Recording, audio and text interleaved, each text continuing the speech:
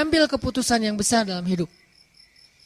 Saya secara pribadi itu yang selalu saya coba recharge ke diri saya untuk berani mengambil hal-hal yang memang mungkin gak besar-besar amat. Tapi buat saya itu juga butuh keberanian untuk melakukannya.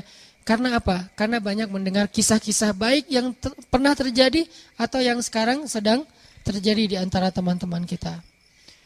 Gak jauh dari ayat itu, hanya berselang satu ayat, bahkan gak berselang setelah ayat itu, ada lagi kisah Nabi Ibrahim juga sama, pengen menguatkan iman. Jadi tiba-tiba Nabi Ibrahim bertanya, wa idh qala Ibrahim, Rabbi arini kaifa tuhyil mauta. Ya Allah, gimana? Coba tunjukkan ke saya cara engkau menghidupkan yang udah mati itu gimana? Biar yakin dengan hari kebangkitan. Allah bertanya dan Allah Maha tahu jawabannya. Awalam tu'min? Apakah kamu belum beriman wahai Ibrahim? Kata Ibrahim, qala bala walakin liyatma'inna qalbi. Ya Allah, saya udah beriman, cuman pengen mantap nih. Tajdid, perbaharuan, recharge. Saya pengen lebih mantap ya Allah, coba tunjukin ke saya gimana cara ngidupin yang mati. Allah berfirman, ambillah 4 ekor burung, lalu potong-potong kecil, sembelih, taruh di 4 penjuru bukit yang berbeda-beda.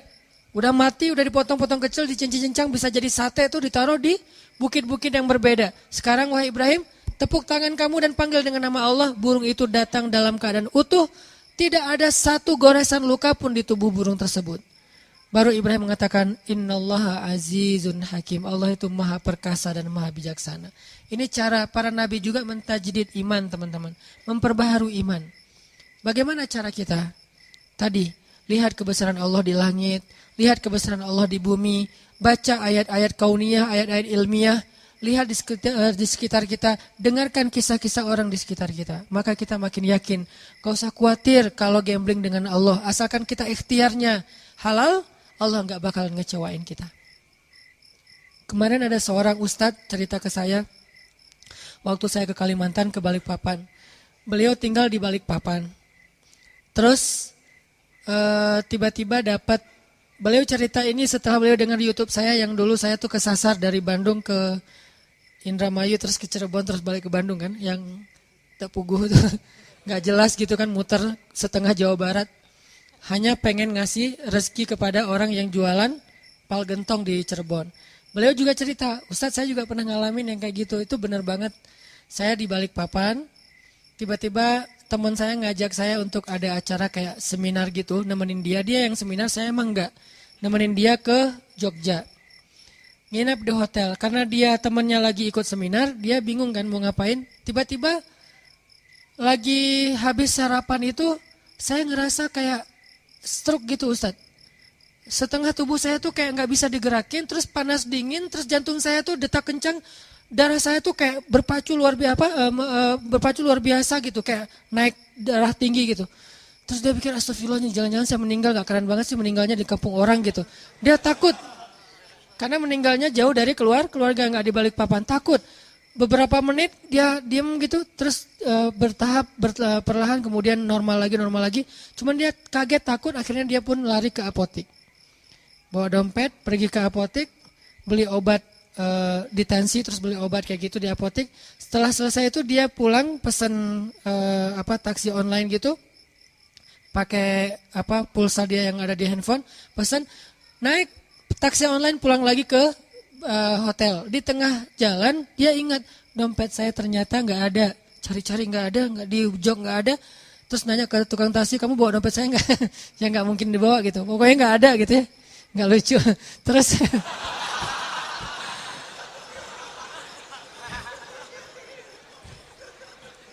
ternyata komennya yang lucu. Terus dia nyari-nyari nggak nemu, dia bilang, Pak boleh nggak saya balik lagi ke sana? Sampai di hotel dia order lagi, balik lagi ke apotek. Sampai di apotek ternyata kata apotekernya, ada Pak tadi saya nemu dompet Bapak, cuman dibawa sama security. Saya kasih ke security, dibawa.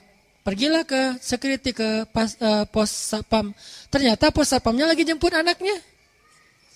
Nunggulah dia beberapa jam sambil satpamnya jemput anaknya, ditelepon karena udah ganti shift. Terus telepon, satpamnya datang.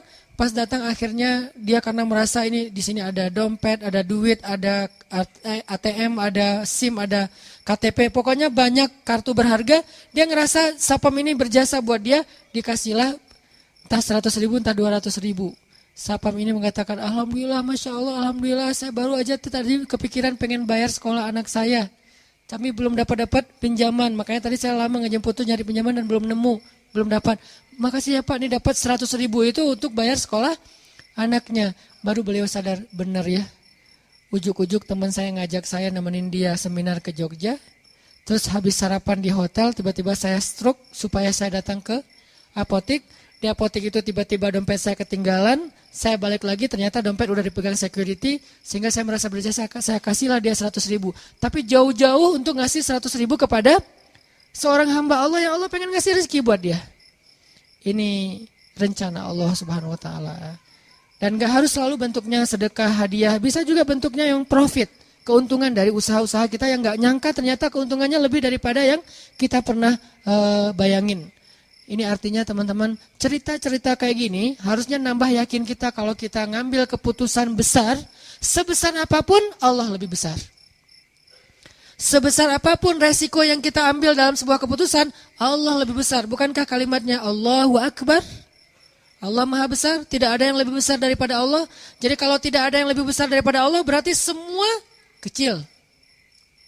Kalau di hadapan Allah, besar di hadapan kita tapi kecil di hadapan Allah. Semua keputusan kita, semua resiko kita, semua bahaya yang kita takuti, semuanya saghir indallah, kecil di sisi Allah Subhanahu wa Ta'ala.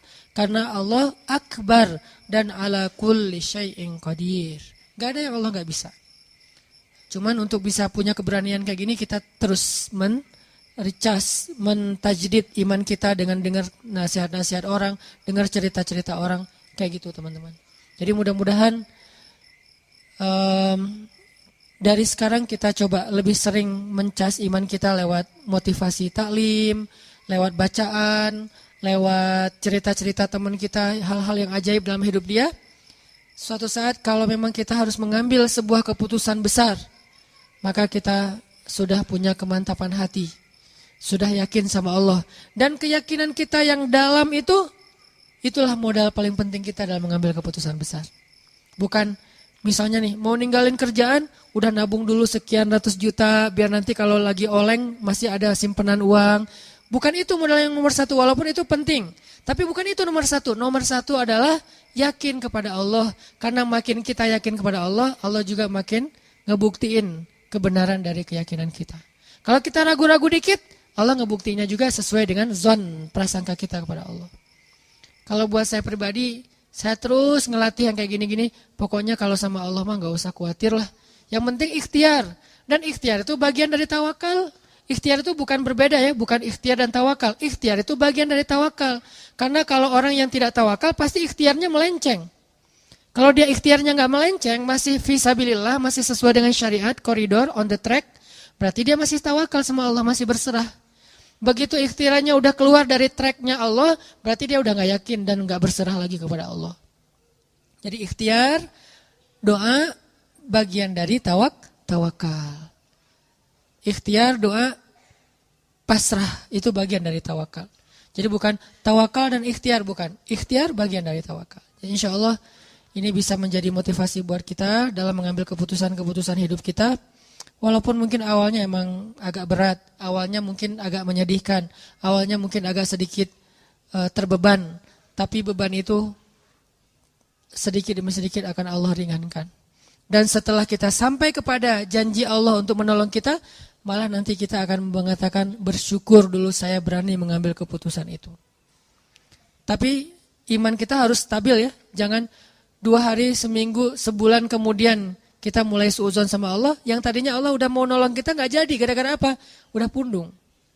Allah udah nurunin nih keajaiban dalam hidup kita, pelan-pelan turun ke bumi, dan itu juga butuh waktu gitu ya.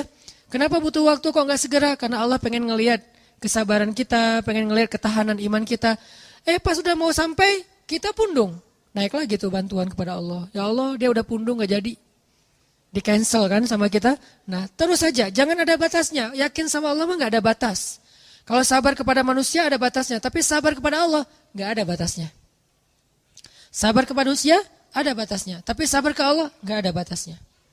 Maka mudah-mudahan kita terus husnuzon sama Allah, terus yakin sama Allah dan ngambil keputusan-keputusan hidup kita. Masing-masing punya hajat, punya masalah, dan Allah akan menolong kita. La'allahu khair, la tahzan, innallaha ma'ana. Jangan ngerasa sendiri, jangan berputus asa, jangan khawatir, jangan sedih. Allah bersama kita.